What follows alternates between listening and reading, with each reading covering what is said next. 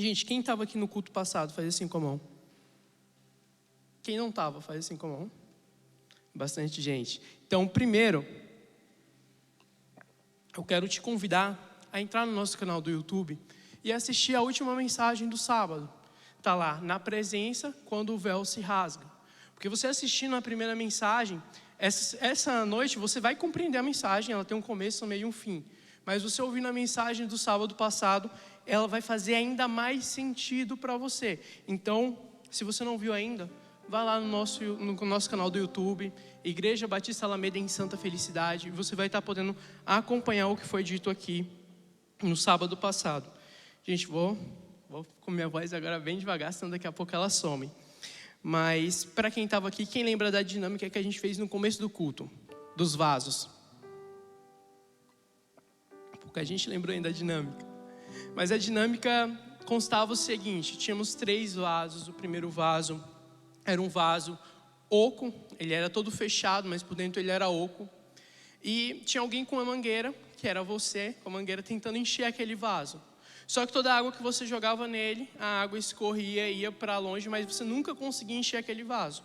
O segundo vaso era um vaso idêntico, só que aberto em cima. Então você enchia o vaso até ele chegar ali no limite dele. E a gente tinha um terceiro vaso que quando você começava a encher, recebia uma ligação urgente, esqueceu e deixou lá enchendo e foi resolver as coisas. E quando você voltou, aquele vaso estava transbordando água e alagando tudo ali em volta. E esses vasos simbolizavam os nossos corações. O primeiro é aquele coração que vem no culto, escuta os louvores, sente aquela atmosfera de adoração da presença do Senhor, mas parece que isso nunca entra dentro do nosso coração. Já o segundo é aquele que está cheio da presença de Deus, mas não consegue transbordar em outras vidas. Talvez por medo ali de incomodar as pessoas em volta, mas não transborda a presença de Deus. E o terceiro é aquele vaso que está cheio da presença do Senhor e transborda. E na dinâmica a gente falava para você olhar para os 3 vasos e se imaginar com qual deles você se identificava mais. E tendo isso em mente, eu quero te convidar a fechar os seus olhos agora. E a gente vai orar e depois da oração, continue com o seu olho fechado. Senhor, nós queremos clamar a Ti, Senhor, que a Tua presença venha descer nesse lugar, que o Teu Espírito Santo, Senhor, venha descer aos nossos corações, Pai. Nós não queremos uma visitação hoje do Espírito Santo. Nós não queremos uma visitação da Tua presença, Senhor. Porque o que nós queremos de verdade, Senhor, é que o Teu Espírito Santo, que a Tua presença não venha visitar os nossos corações, mas que venha habitar dentro deles, Senhor. Para que venha fazer morada e que não seja uma coisa apenas aqui do sábado, Senhor. Mas que nós possamos ter a Tua presença e o Teu Espírito Santo junto conosco durante toda a nossa semana. Então por isso, Senhor, nós queremos clamar que todas as distrações, tudo aquilo que venha tirar o nosso pensamento do Senhor, que venha nos desconcentrar essa noite, ó Pai, nós queremos repreender, para que a única coisa que queime dentro dos nossos corações e da nossa mente seja buscar a Tua presença e ouvir aquilo que o Senhor quer falar. E ainda de olhos fechados, eu quero que você imagine esses 3 vasos que eu te falei na sua frente.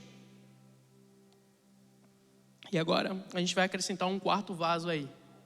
Imagine que esse 4º vaso de barro mesmo, que está aí do seu lado, ele está completamente cheio, você encheu ele. Só que ele tem um furinho embaixo. Esse vaso está furado. E aí você veio aqui no sábado, no domingo, encheu esse vaso. E você sai daqui, vai para a sua segunda-feira, trabalho, escola, faculdade. E aí quando você retorna, que você vai ver os vasos que estavam cheios, você percebe que na segunda-feira aquele vaso já deu uma esvaziada. E vai passando os dias da semana, e quando chega na sexta-feira, aquele vaso já está completamente seco, já vazou tudo e foi tudo embora. E agora eu quero te convidar novamente a olhar a situação desses 4 vasos. A gente adicionou um novo aí agora. E a representação desse vaso são os corações que quando chegam no culto conseguem sentir a presença do Senhor. Se sente cheio de Deus aqui no sábado, no domingo, nas células. Porém, quando vai para o dia a dia, quando vai para o cotidiano, parece que aquilo vai se esvaziando, você vai se sentindo cada vez mais fraco. Você não consegue ter constância. O teu coração, a tua espiritualidade, o teu relacionamento com Deus é um relacionamento inconstante. E é isso que representa esse quarto vaso. E se você você olha para esse vaso e você se ver nele, eu quero que você abra o seu coração hoje. Porque hoje o tema da mensagem vai ser constância no relacionamento com Deus. Mas se você ainda se identifica com algum dos outros vasos, eu quero pedir para que você também abra o seu coração.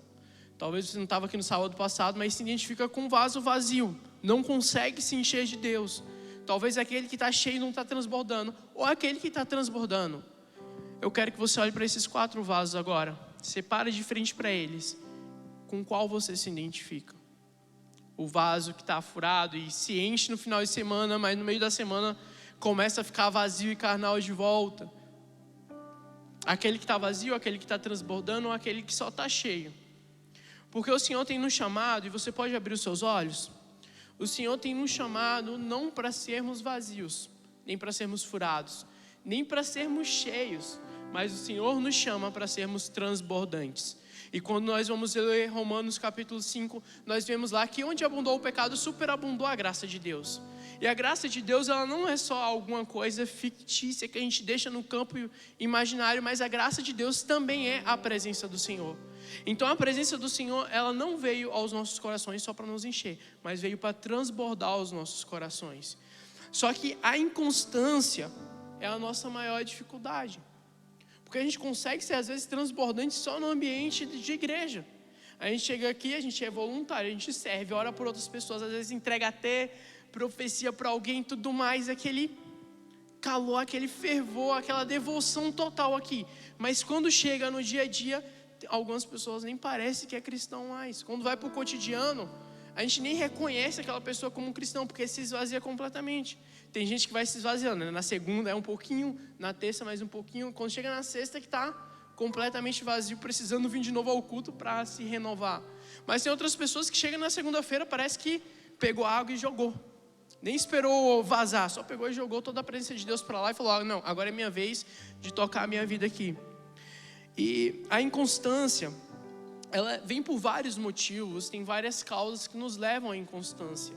E a primeira que eu quero destacar aqui para a gente é que quem não sabe para onde vai, não sabe por qual caminho deve seguir. Então, se você não sabe para onde você quer ir, você não sabe qual que é o caminho que você tem que seguir durante o seu dia a dia. E o nosso destino, o nosso local final, o lugar para onde a gente quer ir, é a presença de Deus. E quando a gente entende que o local que a gente quer ir é a presença do Senhor, a gente sabe por qual caminho a gente deve seguir. Só que o problema é que às vezes a gente quer a presença, mas não quer estar na presença. E tem uma diferença muito grande de querer a presença de Deus e querer estar na presença do Senhor. E a gente falou sobre isso sábado passado. Tem pessoas que querem a presença do Senhor manifesta aqui. Milagres, curas, bênçãos, respostas de oração, mas não querem entrar na presença do Senhor no seu secreto, no seu íntimo. Não querem buscar primeiro a presença do Senhor, mas querem buscar primeiro a manifestação da presença. E essa é a diferença da gente querer a presença e querer estar na presença. E o Senhor tem nos chamado não para apenas querer a presença dele, mas para entrar na presença do Senhor, para ir para o secreto e habitar na presença de Deus. E nós precisamos disso. E tem o filme Alice no País das Maravilhas, quem já assistiu? Olha, agora começou a aumentar o número de mãos levantadas. Gente, nesse filme tem uma ilustração que se encaixa assim perfeitamente com isso. E quando eu estava preparando o sermão até, eu não conheço o cara que falou sobre isso, mas eu estava preparando a mensagem, eu dei uma pausa ali para ir fazer o almoço. Daí eu fui entrar no Instagram, estava lá passando, né, assistindo os vídeos. Daí eu vi esse vídeo, me chamou a atenção e ele falou algo que se encaixa demais com o que eu estou falando aqui. A Alice, ela vai para o País das Maravilhas, ela se sente perdida lá e ela está andando sem rumo nenhum. Então ela encontra o gato risonho, né? Aquele gato lá que tem um sorriso enorme, fica invisível e tudo mais. E aí ela vai e pergunta para ele, você pode me ajudar? Eu preciso de ajuda. E ele falou, claro, posso te ajudar, o que você precisa? Qual caminho eu devo seguir? Daí ele faz a pergunta de milhões, para onde você quer ir? Daí ela fala, eu não sei, eu estou perdida.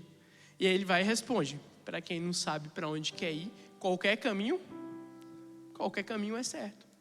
E quando a gente não sabe para onde nós queremos ir, quando nós não temos no nosso coração bem estabelecido que onde nós queremos ir é para a presença do Senhor, qualquer caminho que vem para a gente é o caminho certo. E aí quando a gente vai para o nosso dia a dia, quando a gente não sabe que quer ir para a presença do Senhor, se é um caminho que vai levar para o pecado, a gente está nele. Se é um caminho que vai levar para o erro, a gente está nele. Se é um caminho que vai nos levar para mais distante do Senhor, é nele que nós vamos ir. E a gente corre o risco, quando a gente não sabe para onde quer ir, de seguir por caminhos ruins. Caminhos que vão nos levar à destruição, caminhos que vão nos levar a lugares perigosos. E lugares perigosos e destruição da nossa alma, do nosso interior. Porque às vezes a gente se preocupa tanto com o nosso físico, né? A gente se preocupa demais com o nosso físico, né? Pegar um caminho que vai me deixar doente, pegar um caminho que eu vou morrer. Mas o mais importante nosso não é a nossa carne e osso, mas o mais importante é como está a nossa alma e o nosso espírito. É isso que o Senhor quer tratar dentro de nós. Às vezes a gente pensa no Senhor muito só como algo físico, algo terreno, coisas palpáveis. Então a gente só pensa no Senhor naquilo que Ele pode fazer na nossa vida física, em um emprego que Ele pode nos dar, na faculdade dos sonhos, no relacionamento dos sonhos. Mas o que o Senhor está mais interessado não é cuidar da nossa vida física, mas é principalmente resgatar a nossa alma e levar para a presença. Então o mais importante não são as coisas daqui, e esse não pode ser o nosso destino. Porque se o seu destino for uma faculdade, você vai ficar frustrado na vida, porque a sua alma não vai estar bem. Se o seu destino é ter um bom casamento, você vai ficar frustrado, porque esse não pode ser o nosso destino. E é aí que a gente começa a cometer alguns erros. Porque se a gente quer só as coisas terrenas, só aquilo que a gente pode fazer, e esse é o nosso destino final, a gente coloca realizações em coisas que podem desaparecer do dia para a noite. E quando eu olho para Jó, pensei, um cara muito rico, muita influência, um cara exemplar, e ele tinha muitas riquezas, mas do dia para a noite o Senhor falou, olha, tudo bem, pode provar o meu servo Jó, pode tirar tudo, só não toca na vida dele. O cara perdeu os filhos, perdeu o dinheiro, perdeu, né, os seus gados ali, seus camelos e tudo mais. Ele perdeu todas essas coisas e terminou com uma lepra ali se coçando, cheio de feridas. E a Bíblia nos fala que quando os amigos de Jó chegam perto dele e vê a sua dor e vê a sua tristeza, eles não conseguem falar com Jó durante 7 dias de tamanha angústia. Agora você imagina, você chegar para uma pessoa que está sofrendo, olhar para ela e ficar pensando durante 7 dias, o que eu vou falar para essa pessoa agora? É um sofrimento gigantesco.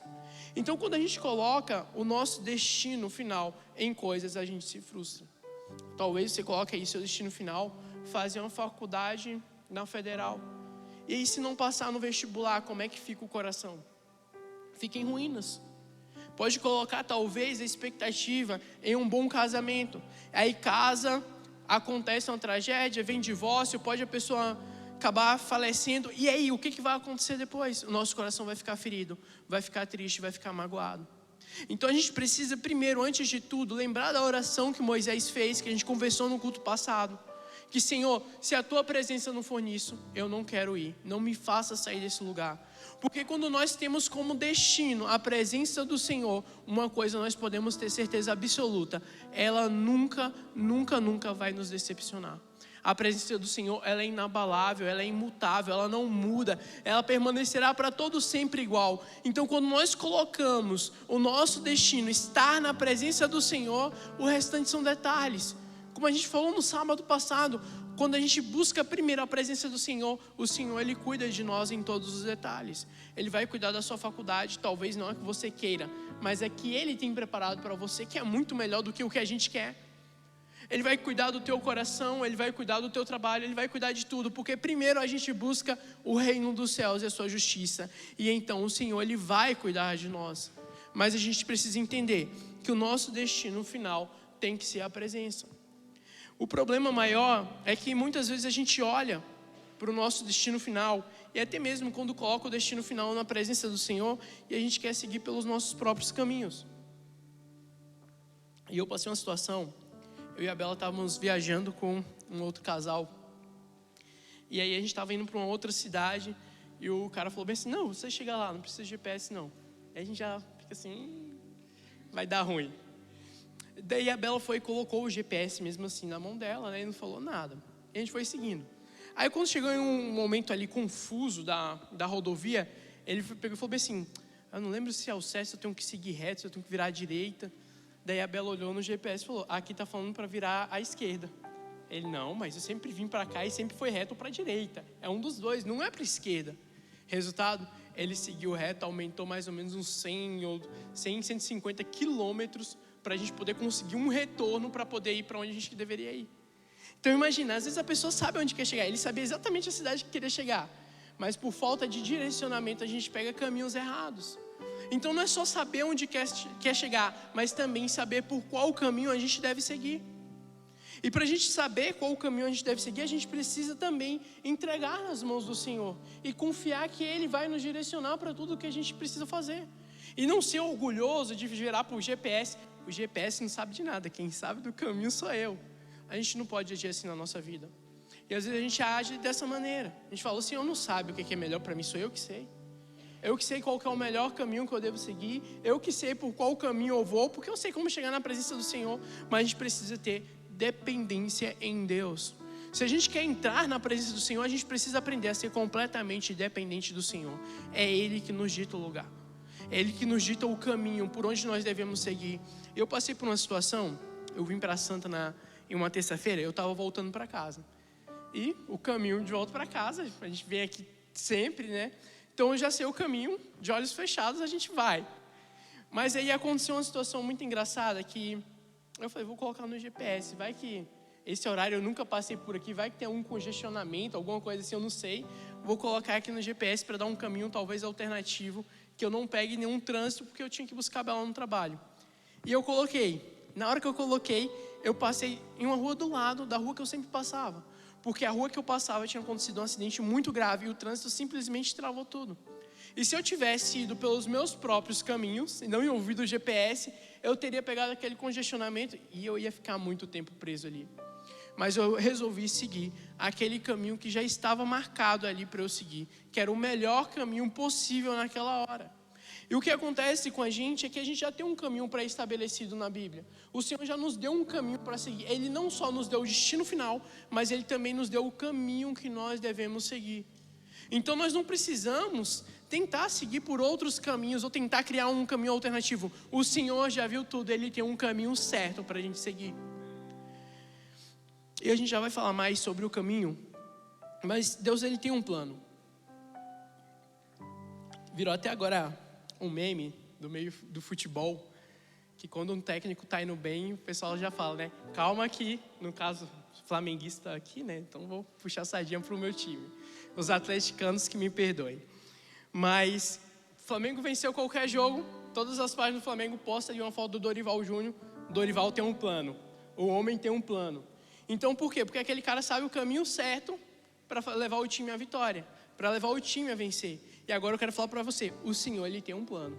E se o Senhor tem um plano, é um plano para levar a sua igreja para um lugar de vitória, para levar um lugar de vencedor, realmente para levar a gente para o topo, para levar a gente para um lugar melhor. E entenda que o topo e a vitória nem sempre são coisas terrenas. Na verdade, a maioria das vezes não é, mas é uma vitória sobre este mundo. É uma vitória sobre o inferno. A igreja tem o poder de vencer o inferno e de vencer esse mundo, porque o nosso Senhor tem um plano.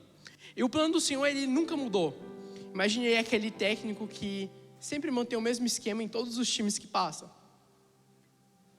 E por mais que pareça ter um sistema de jogo antigo, ultrapassado, continua vencendo todas as partidas. É assim com o Senhor. O Senhor, Ele tem um plano desde o começo e Ele nunca deixou de vencer. Por mais que o tempo passe, esse plano dele vai continuar sendo para sempre o melhor. E que plano é esse?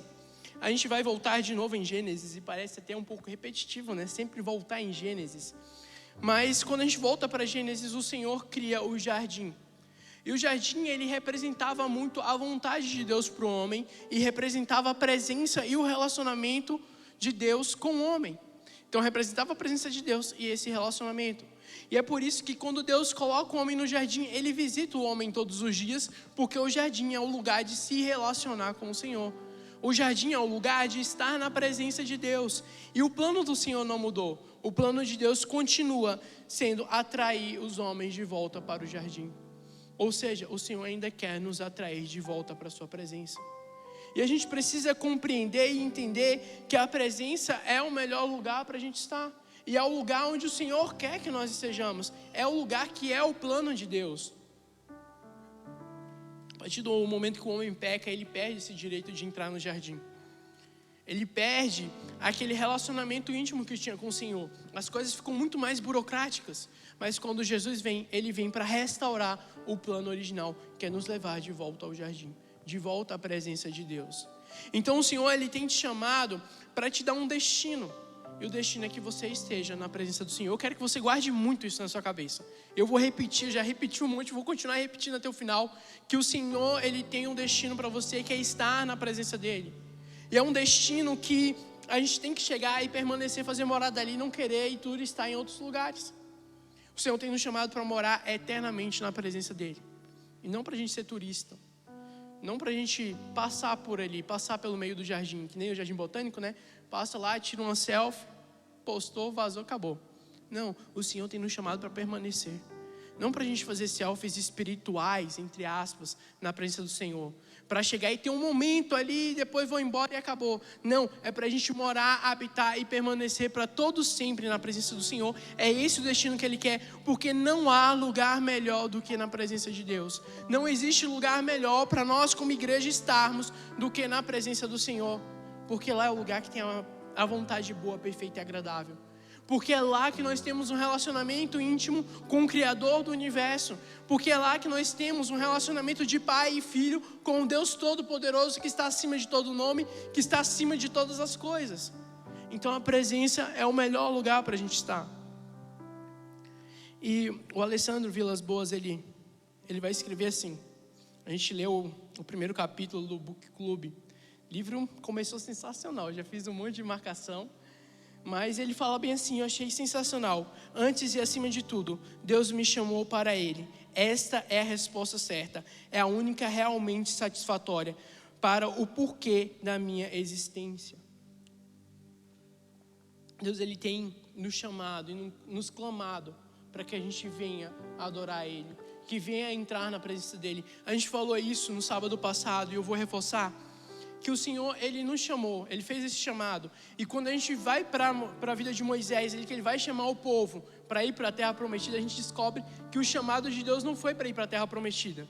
Mas Ele chegou para o faraó e chegou para o povo lá e falou bem assim, olha, o Senhor tem pedido para que você solte o povo aí, para que vá para o meio do deserto me adorar. Porque o plano do Senhor não é a promessa, não é as bênçãos, mas é que primeiro a gente vá para o deserto adorá-lo. E quando a gente traz isso para o nosso dia contemporâneo, quando Cristo morreu na cruz, Ele falou, olha, mundo, inferno, liberte o meu povo, porque agora eles vão me adorar no meio desse mundo. Então o chamado do Senhor é para que a gente vá para a adoração, e a adoração é quando nós entramos na presença de Deus, e só entramos na presença do Senhor através da adoração. Quando nós adoramos ao Senhor, e adorar ao Senhor não é só dar a glória e aleluia. Não é só pular na hora do louvor, não é só dar um amém, um uau ou qualquer outra coisa, não. Entrar na presença do Senhor em adoração é em todos os momentos da nossa vida nós rendermos graças a Ele. Eu fico imaginando, né, os anjos no céu falam incansavelmente, santo, santo, santo é o Senhor dos Exércitos. Incansavelmente, porque quando nós contemplamos a face de Deus, quando nós contemplamos a presença de Deus, nada mais vai sair do nosso coração e da nossa boca se não for adoração ao Rei dos Reis. E quando nós entramos na presença do Senhor, é tudo que nós queremos fazer, é a adoração a Deus. E é assim que a gente entra na presença do Senhor, quando o nosso coração presta uma eterna adoração ao Senhor. O seu interior tem que prestar essa adoração. Não apenas o físico, não é uma palavra da boca para fora, mas é algo que tem que vir de dentro de nós para fora. Tem que ser algo interno. E eu gostei muito do que a Bárbara falou aqui. Tem que ter essa mudança interna, não é apenas nas atitudes ou naquilo que a gente maqueia para fazer, mas é principalmente naquilo que está dentro de nós. O nosso coração tem que ser um coração de adorador, um coração que quer estar na presença do Senhor, um coração que quer estar incendiado pelo Espírito Santo. E como eu falei, nós temos um destino, o Senhor deu o destino para a gente, é o jardim. É retornar à nossa origem, o plano original do Senhor. Façamos um homem em nossa imagem e semelhança. Nós fomos feitos imagem e semelhança do Senhor, para que a gente vivesse em um relacionamento íntimo com Ele em adoração. E o plano de Deus agora é que em Cristo nós somos feitos imagem e semelhança de Deus de novo. E a gente, quando lê Efésios 5, capítulo 5, versículo 1, a gente tem lá: sejam imitadores de Deus como filho amado. O chamado do Senhor para a nossa época é: olha, sejam semelhantes a Cristo, sejam semelhantes a mim e entrem na minha presença de volta. O jardim é um local de estadia ali para quem é imagem e semelhança de Deus. Então nós precisamos olhar para Cristo, nós precisamos olhar para Jesus e sermos imitadores dele como filhos amados, porque só assim nós estaremos no jardim. É adoração, sendo imagem e semelhança dele. Sendo imagem e semelhança dele. Feche os olhos agora. Eu quero que você reflita um pouquinho só na sua vida. Comece a refletir aí. Suas atitudes, a sua vida tem sido imagem e semelhança? Sabe, você pode olhar para você hoje e falar bem assim: eu sou um imitador de Jesus? Mas responda com sinceridade, ninguém está ouvindo sua resposta. É só você e Deus. E para Deus não tem como mentir. Eles são dos nossos pensamentos muito mais do que a gente. Ele nos conhece muito melhor do que nós mesmos.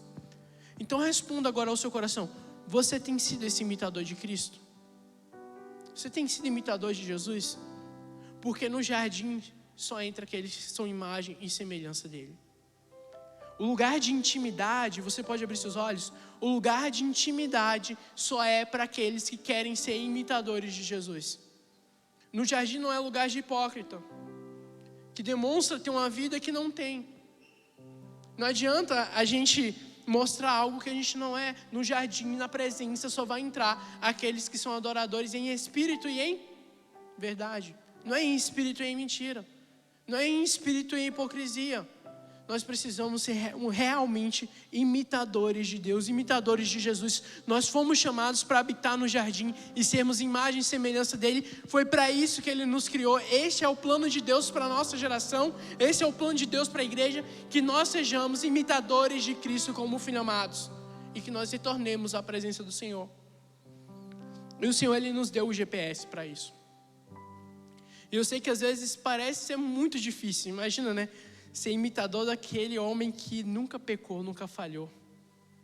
De um homem que não tinha manchas, não tinha erros, não tinha falhas, que é Jesus. Mas o próprio Cristo, o próprio Jesus, ele fala assim, em João 14:6. Jesus respondeu: eu sou o caminho, a verdade e a vida. Ninguém vem ao Pai, senão por mim. Então perceba que coisa incrível. O convite de Deus é que a gente volte para onde? Para a presença dEle. Para a presença do Pai. O nosso chamado é para voltar para essa presença, a presença do Pai. E aí Jesus fala: olha, não fica aí andando por caminhos à toa. Sabe, não seja igual a Alice, que não sabe para onde ir. Você não é uma Alice da vida. Você já tem um destino, você já foi chamado para esse destino. A gente já sabe para onde a gente quer ir, que é a presença de Deus. E aqui Jesus fala: olha, o GPS é bem simples. É só me seguir. Sabe? Sabe quando você vai para um lugar que você não sabe onde é e você fala para os seus amigos: vai na frente que eu vou te seguindo, vai devagar aí que eu vou te acompanhando. Foi isso que Jesus fez. Está praticamente pegando a nossa mão: vem, é por aqui. O Senhor está falando: olha, eu fui na frente, agora é só vocês me seguirem. Jesus, ele foi por um caminho de renúncia. Ele renunciou o trono e desceu e se fez homem, habitou em nosso meio. Ele tem nos chamado para a gente abandonar aquilo que talvez nos engrandeça e nos tornarmos simples como Ele foi simples. Ele que era o dono de todo ouro e toda prata, Ele se fez pobre e habitou em nosso meio. E Ele tem nos chamado para a gente renunciar a tudo que nós somos, para que a gente possa ser semelhante a Ele. Ele nos deu o caminho. Ele falou: agora só me segue, siga-me. Eu acho isso muito fantástico, porque Jesus, ele chegava para os discípulos. Eu não sei se você percebeu isso, mas Ele não evangelizava. Era engraçado isso, né? Ele não chegava lá: olha, é que é o seguinte, eu vou agora morrer, vou nascer de novo, vocês vão ter vida eterna. Não, ele não falava nada disso. Ele só virava para os discípulos: siga-me. Sabe por quê? Porque Ele é o caminho. Sabe, ele não precisava falar: ó, para você ir até Deus, você vai por aqui, vira à direita, depois vai à esquerda. Ou como um bom curitibano, né? Daí você vira daí ali na esquina, daí você vira à direita, daí você vira à esquerda. Então, Jesus, ele não fez isso. O que Ele fez foi: siga-me, porque eu sou o caminho. É só você vir atrás de mim. Não é na frente, não é do lado, mas é: me siga, vem atrás de mim. Sabe? Se a gente segue ao Senhor, a gente tem um caminho certo para chegar na presença de Deus. É só seguir Jesus. E o caminho que Ele fez é muito simples. Ele abdicou de quem Ele era, Ele se tornou pobre, habitou em nosso meio e foi para a morte de cruz e ressuscitou. Porque o Senhor tem nos chamado para seguir esse mesmo caminho. Crucificar o nosso eu na cruz e deixar que Ele dê para nós um novo nascimento, uma nova criatura, nos fazer novo. Esse é o caminho para poder entrar na presença de Deus. Só que a gente olha para Jesus ali, Jesus deu a seta para a direita, virou, e você, eu não sei se eu quero esse caminho não, está muito estreito ali. Olha esse aqui bem mais largo, cabe 2 carros ali na faixa dupla, né? Não por esse caminho, esse daí parece perigoso. E vai e vira para a esquerda e fala, não, vou seguir meu caminho, eu vou chegar a Deus do meu jeito. Mas só existe um caminho, só existe uma via. Só existe um caminho que leva ao secreto, só existe um caminho que leva a Deus, e este caminho é Jesus Cristo. E enquanto nós não formos discípulos dele e seguirmos os seus passos, nós nunca vamos entrar no Santo dos Santos, nós nunca vamos entrar na presença, porque só é através dele que nós podemos ver ao Pai. Quem não segue não vai ver ao Pai. Ele diz, eu sou o caminho, a verdade e a vida. Ninguém vem ao Pai senão por mim. Ninguém vai encontrar o Pai se não for através de Jesus. Nós não vamos ter a presença de Deus se a gente não for aos pés da cruz, se a gente não for até Jesus e seguir os seus passos. E eu até deixei o tema desse tópico agora, que é o preço do pedágio gratuito. Parece estranho, né? O preço do pedágio gratuito. Mas eu quero que você feche seus olhos e a gente vai imaginar uma nova situação. Deixar isso bem dinâmico hoje, para a gente imaginar bastante.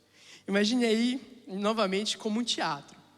E você está no meio desse teatro, está participando desse teatro. E você comprou um carro velho. Trabalhou duro para isso. Suou para isso. De segunda a segunda, uma folga na semana, um domingo por mês, igual a escala de shopping. E você finalmente conseguiu seu carrinho usado, caindo aos pedaços. Caindo aos pedaços, enferrujado ali e aqui. Mas é aquilo que você conseguiu com o suor do teu esforço. Com aquilo que você conquistou durante toda a sua vida, durante toda a sua caminhada. E aí você vai viajar, coloca lá no GPS, seguir Jesus. Mas aí chega em um momento que você para em um pedágio e você pergunta qual que é o preço do pedágio para o atendente ou a atendente, como você imaginar. E aí a pessoa vai responder para você bem assim, é o seguinte, é 2 bilhões para poder passar por aqui. Você ralou duro para comprar um carro velho, você vai ter um valor absurdo desse para pagar? Não vai ter. Você vai falar bem assim, moça, eu não tenho como pagar. Ela vai falar bem assim, não se preocupe. O moço que veio na frente já pagou por você já esse valor. A única coisa que você precisa é levar seu carro ali, deixar naquele ferro velho. E seguir sem ele. Qual que é o nosso primeiro pensamento? Meu Deus, eu trabalhei tanto, lutei tanto para chegar onde eu cheguei. Para ter o que eu tenho, para simplesmente abrir mão só para passar por aqui. Esse pode ser o nosso primeiro pensamento. Mas a moça vai falar bem assim, mas deixa lá porque tem um carro novo ali te esperando. Daí a gente imediatamente, tá bom. Então deixa lá, tá velho, e deixa eu pegar um carro novo então, e amém, recebo. Você pode abrir seus olhos? É muito semelhante ao reino do Senhor. Durante a nossa vida, a gente constrói um carro velho que é o nosso coração. Cheio de ferrugem, cheio de corrupção, cheio de mágoas, cheio de dores, cheio de pecados, cheio de manchas. E aí a gente tem um pedágio para entrar no céu. E com esse coração a gente nunca vai conseguir entrar, porque a gente não tem o dinheiro suficiente para pagar. Não tem ouro que pague isso, não tem vida que pague isso, a não ser a vida de Jesus Cristo. E Ele pagou o preço por nós. Ele pagou o preço do pedágio, entre aspas. Ele pagou o preço para que hoje você pudesse ser salvo. E tudo que Ele te pede é, me dê esse coração velho, enferrujado, manchado, que está na oficina todos os dias, e deixa eu te dar um coração novo, deixa eu te dar um carro novo que não estraga, deixa eu te dar um coração que é resistente a todas as setas que são lançadas a ti. Mas olha que absurdo, né? Quando a gente pensa nisso, com algo material como um carro, parece uma troca tão simples de fazer. Mas quando a gente olha para isso, para o nosso coração, parece que é tão mais difícil abrir mão, né?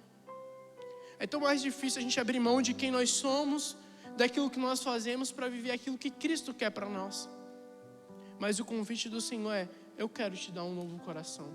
Eu quero arrancar esse coração de pedra, igual em Ezequiel, e te dar um coração de carne sensível ao meu Espírito. O Senhor, Ele quer nos dar um coração sensível ao Espírito Santo. É nós que não queremos esse coração.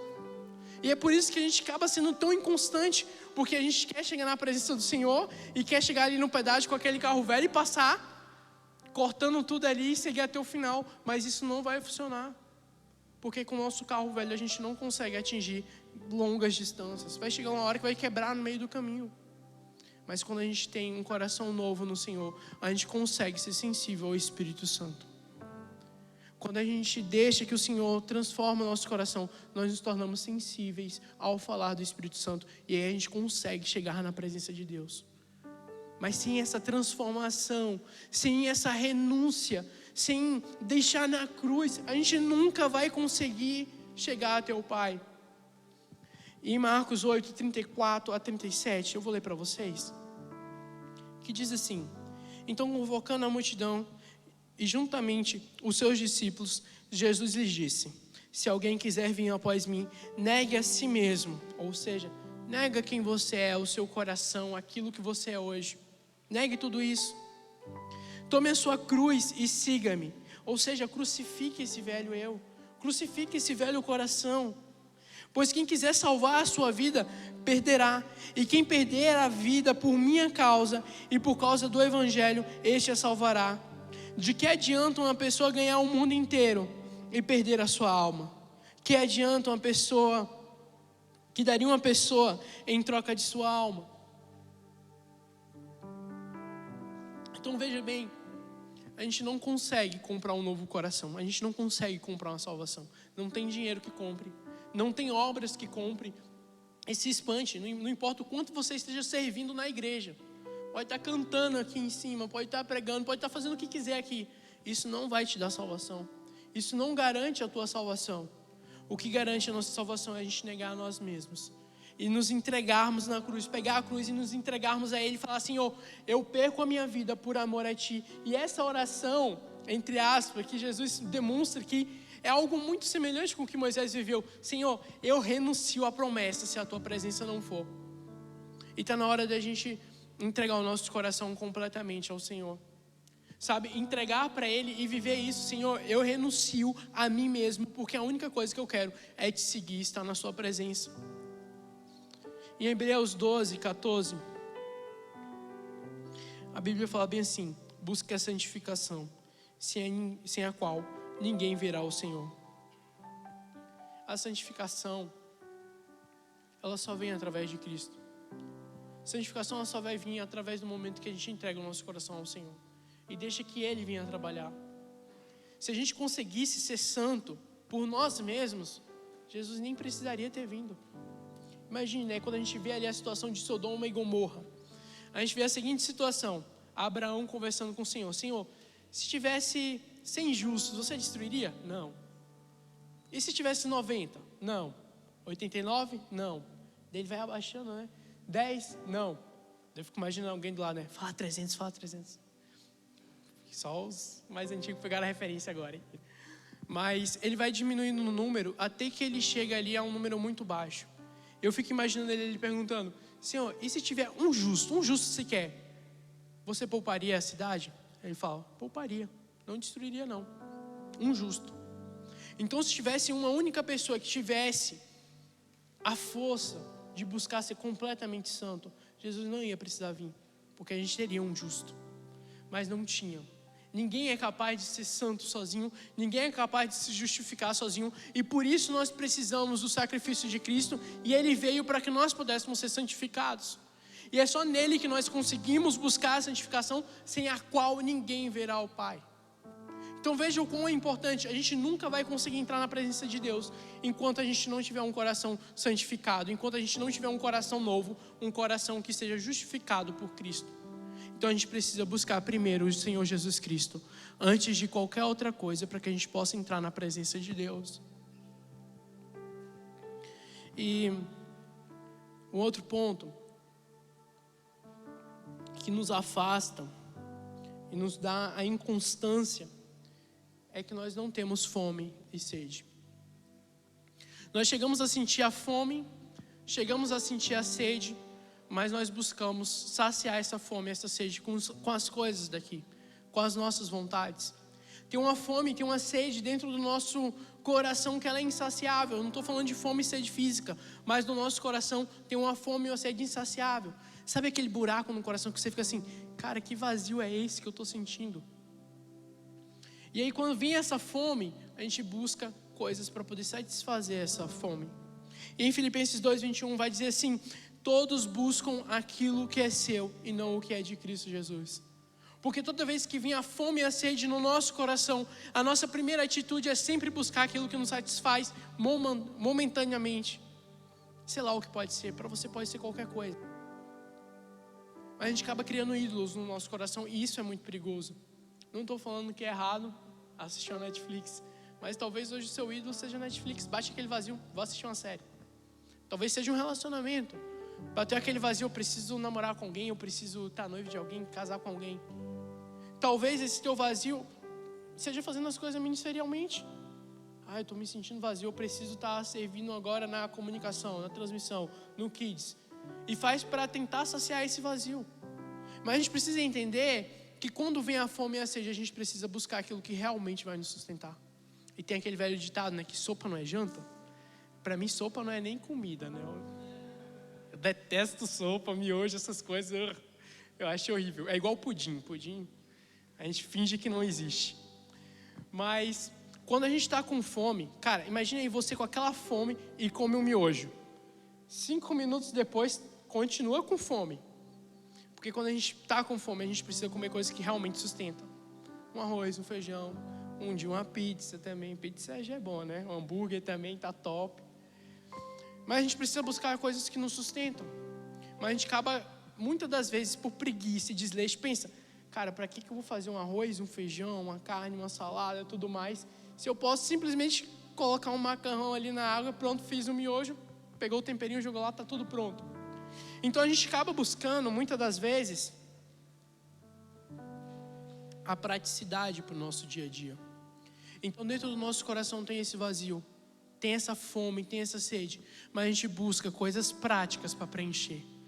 Em vez de buscar a fonte do nutriente, a fonte que realmente sustenta, a gente acaba buscando muito mais as coisas que são superficiais, rasas, passageiras, para encher o nosso coração. E é por isso que a gente nunca se sente satisfeito com nada e sempre tem aquela fome e aquela sede gritando dentro de nós.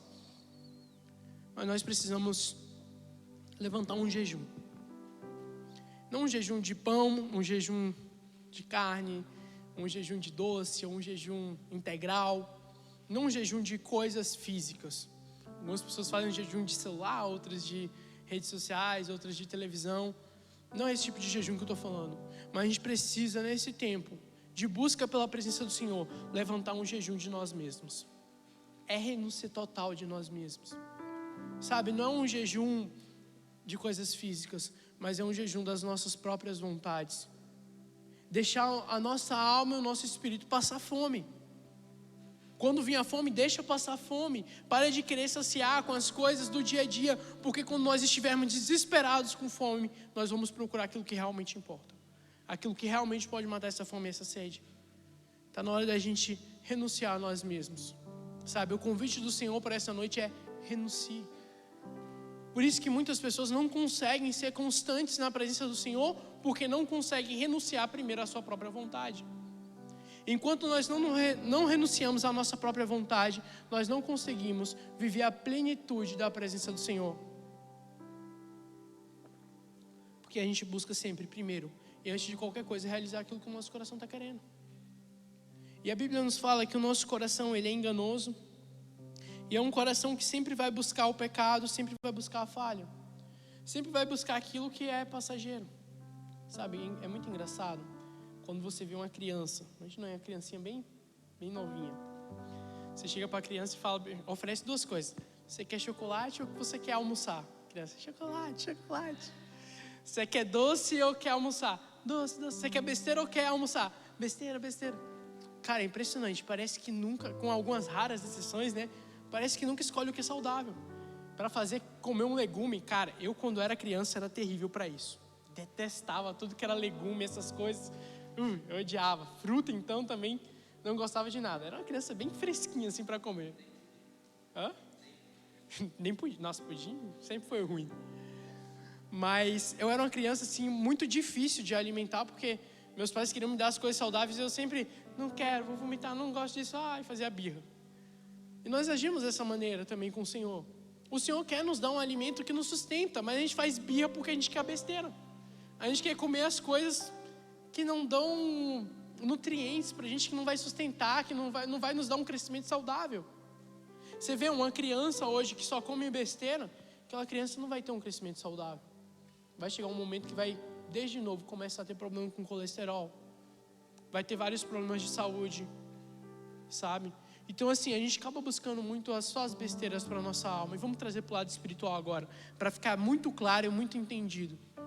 Nós buscamos saciar a nossa fome e a nossa sede espiritual com coisas terrenas, com relacionamentos, com séries, com videogame, com o que for. Eu quero que você imagine aí, feche seus olhos, vamos fechar de novo os olhos.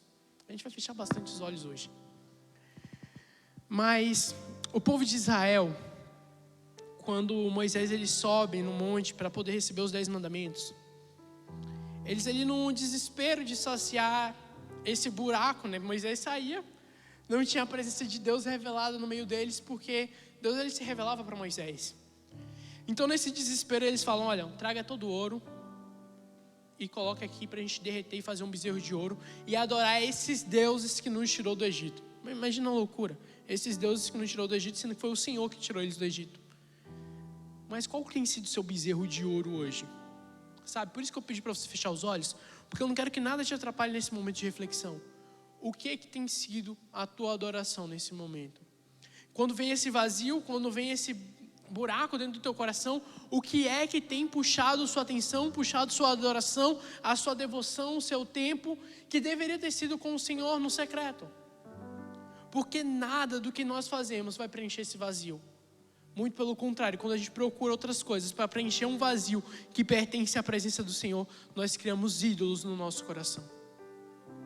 E a idolatria é algo que desagrada completamente o Senhor. Pode abrir seus olhos? Nós precisamos fazer esse jejum de nós mesmos.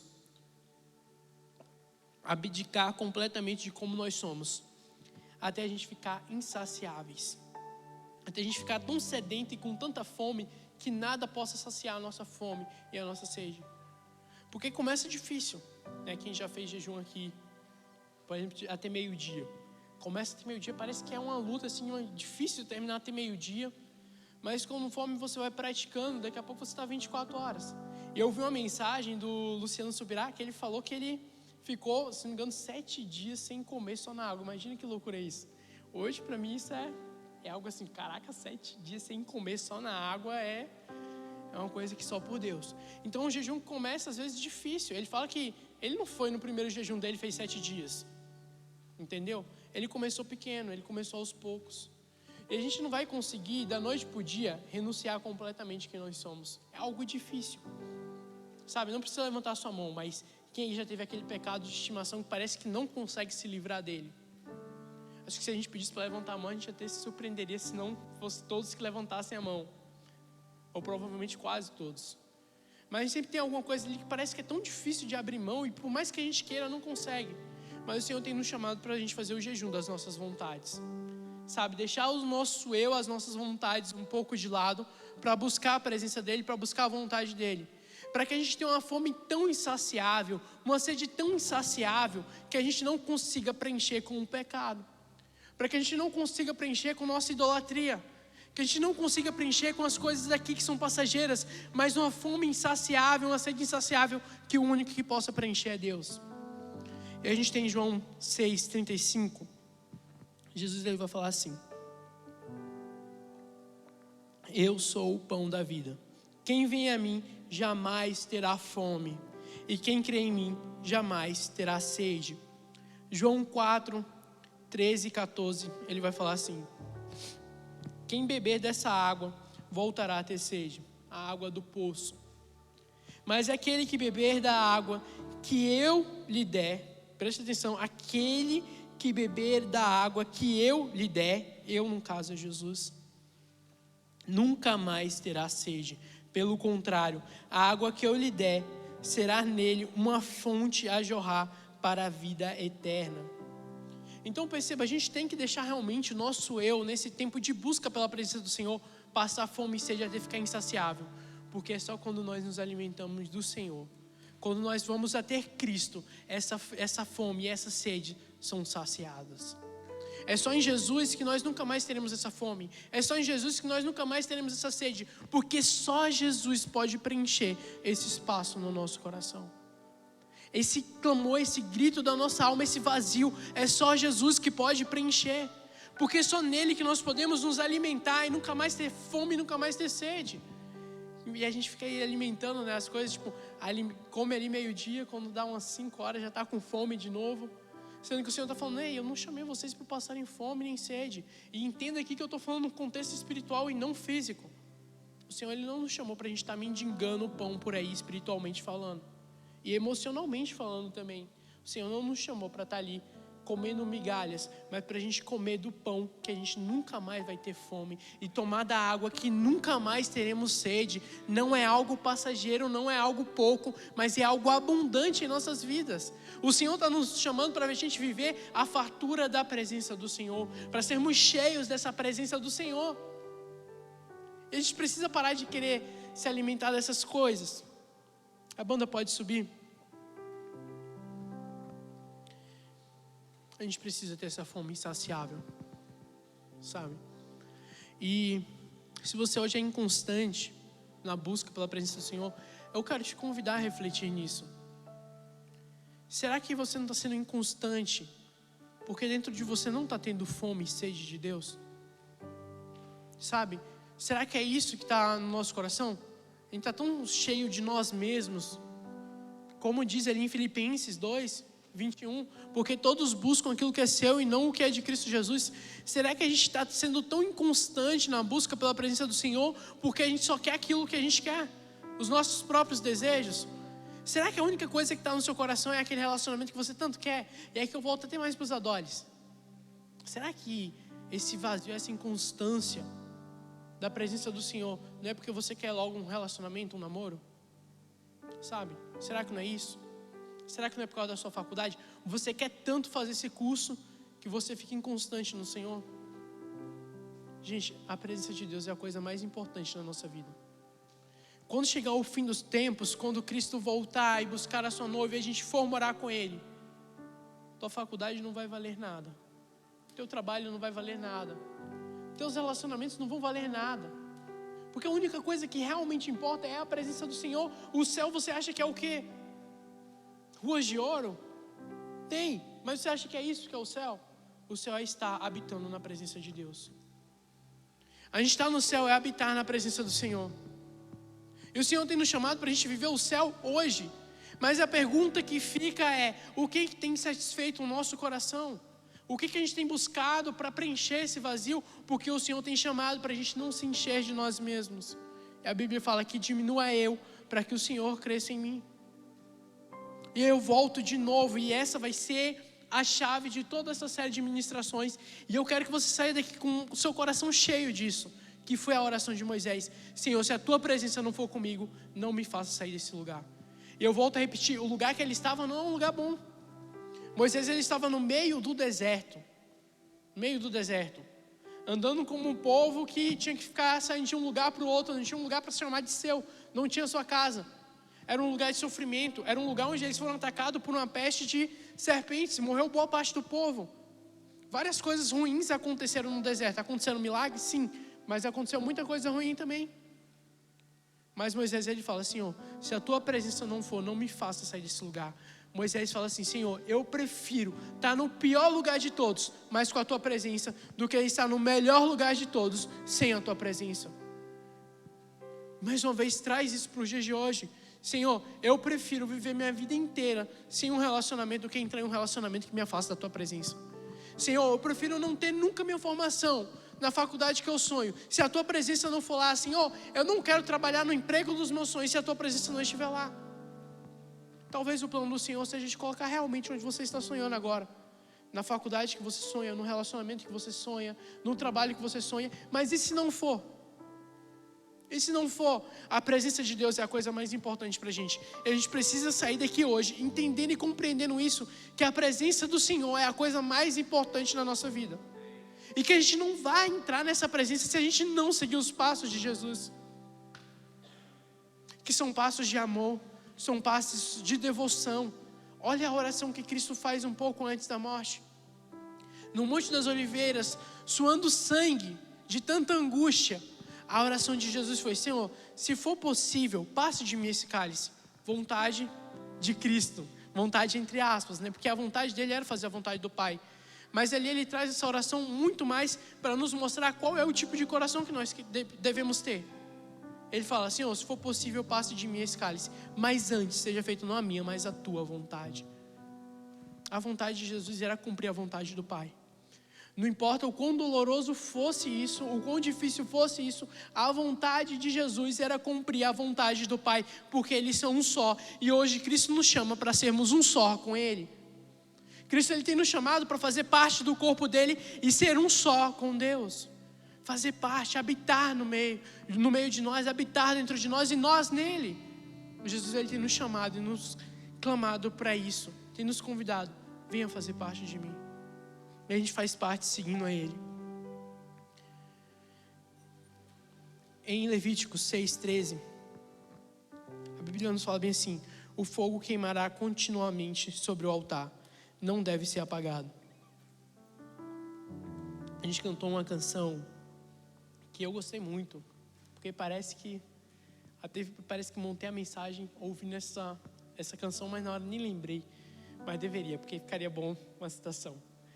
Mas ela fala bem assim: eu ainda tenho fome, eu ainda tenho sede, eu ainda tenho lenha. E a gente falou que a gente precisa ter fome e sede insaciável para que só o Senhor possa saciar a nossa fome e a nossa sede. Mas a gente também precisa ter a lenha para queimar no altar.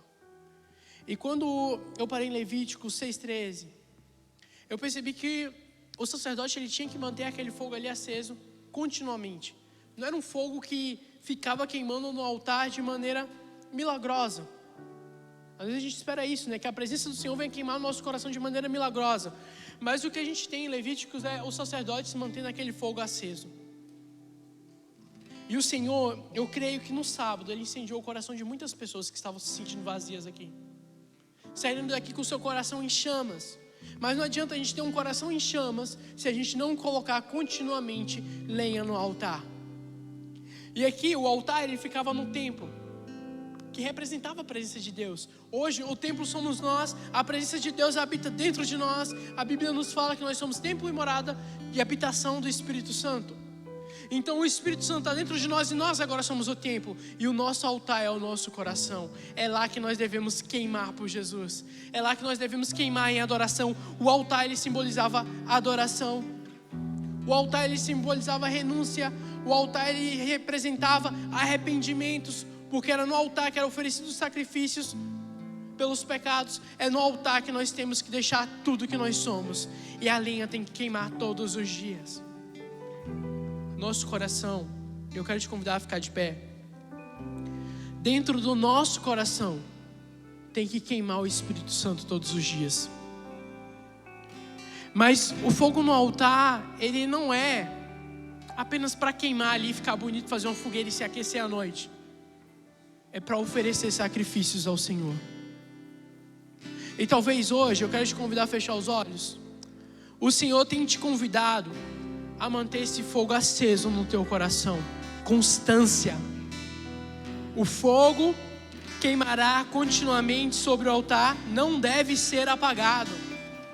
O Espírito Santo tem que queimar dentro do nosso coração continuamente e não deve ser apagado. O Senhor tem nos chamado para a gente ter um coração em chamas o tempo inteiro. E ter um coração em chamas significa ter um altar onde nós podemos renunciar aquilo que nós somos, renunciar às nossas falhas, às nossas vontades, os nossos pecados, todos os dias. É por isso que o fogo tem que estar aceso o tempo inteiro, para a gente fazer a renúncia todo o tempo. Porque renunciar nós mesmos é algo muito difícil. Mas quando nós renunciamos, jogando sobre o Espírito Santo, jogando sobre Cristo os nossos erros, as nossas falhas, nós alcançamos misericórdia, porque nós somos santificados através de Jesus. É Ele que faz a obra dentro do nosso coração. Mas para a gente queimar, a gente precisa ter constância. Não é algo só aqui para os cultos. Se você chegou até aqui hoje, querendo sentir a presença do Senhor aqui, mas no seu dia a dia, não, você está seguindo pelo caminho errado. Não é o lugar, não é a Igreja Batista Alameda em Santa Felicidade, não é o Brave, mas é estar na presença do Senhor dentro do seu coração. É dentro de nós que queima a chama do Espírito Santo. E se nós não tivermos aqui corações incendiados, essas paredes não adiantam para nada, serão paredes vazias apenas. Se retirar a igreja, que somos nós, eu e você, de dentro desse templo, vai sobrar apenas tijolos. Porque a presença do Senhor está dentro de nós. O Espírito Santo age através de nós. Não é através de paredes, não é através de microfones, de instrumentos, mas é através de nós. Não adianta a gente pregar, não adianta a gente cantar, se o Espírito Santo não estiver se movendo dentro de nós. Quando eu olho para a criação da terra, lá fala bem assim: a terra estava sem forma e vazia, e havia trevas sobre a face do abismo, mas o Espírito Santo pairava sobre a face das águas. E onde o Espírito Santo paira, onde o Espírito Santo está se movendo, há transformação. Logo após esse versículo começa o Senhor falando: e disse Deus, haja isso, haja aquilo. E a terra que era sem forma e vazia passa a estar agora formada na plena vontade do Senhor, do jeito que o Senhor imaginou. Talvez o seu coração hoje esteja sem forma e vazio pela inconstância, mas deixa hoje o Espírito Santo do Senhor pairar sobre o seu coração, se mover no teu coração. Porque quando o Espírito Santo se move, a palavra do Senhor é: haja vida, haja renovo, haja avivamento, haja renúncia, haja arrependimento, haja estar na minha presença. O Senhor, Ele nos leva até o secreto quando nós entregamos o nosso coração a Ele.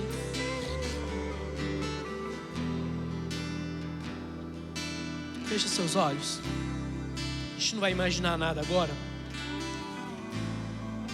mas eu quero convidar você a olhar bem para o interior do seu coração. Lembre-se, ninguém está vendo você, está todo mundo de olho fechado, e ninguém pode ver aquilo que acontece dentro do seu coração. E eu tenho uma palavra do Senhor para você essa noite. A palavra é: chega. Chega de inconstância. Chega de seguir seus próprios caminhos. Chega de ser sem forma e vazio. Chega de ser sem forma e vazia. Chega de ser um vaso furado. Chega de ser um vaso oco.